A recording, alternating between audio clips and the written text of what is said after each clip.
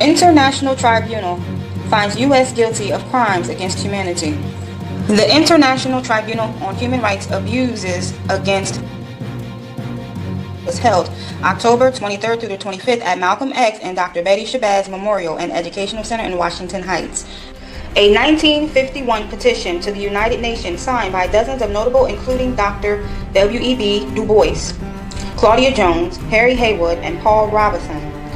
The 2021 indictment is against represented by its president, Department of State, federal and state policing agencies, and other governmental institutions. The panel of jurists heard testimony emphasizing the millions upon millions of indigenous and African peoples murdered, disappeared, and nearly exterminated over a period from 1492 through the present.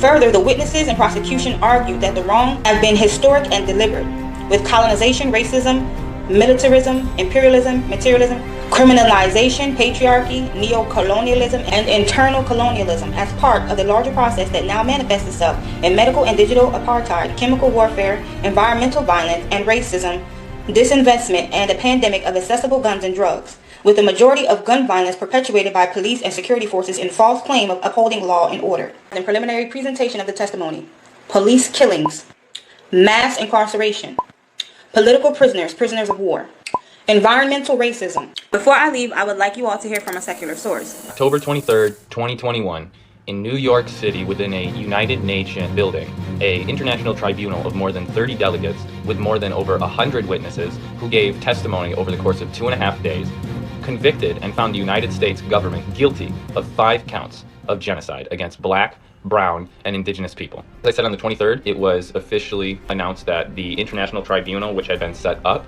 had found the United States guilty on all counts. So what does this mean? Because we know that normally these things don't do anything, right?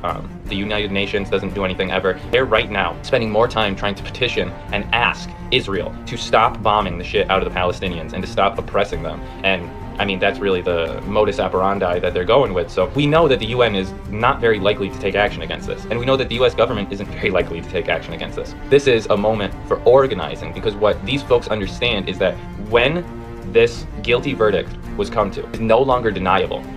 So when the United States goes on denying, this will be a slap across the face to those who finally have seen it written in, the correct ink by the correct people at the UN that, boom, the US is guilty of genocide. They're not going to do anything, and what Jalil Muttaqim wants to do is organize what he's calling a People's Senate to try to actually take action against the US government that we know the ruling class has no interest in taking against itself. This is something to be celebrated and something to be shared. For further information on the judgment or the verdict, please see the comment section below, copy link, and read.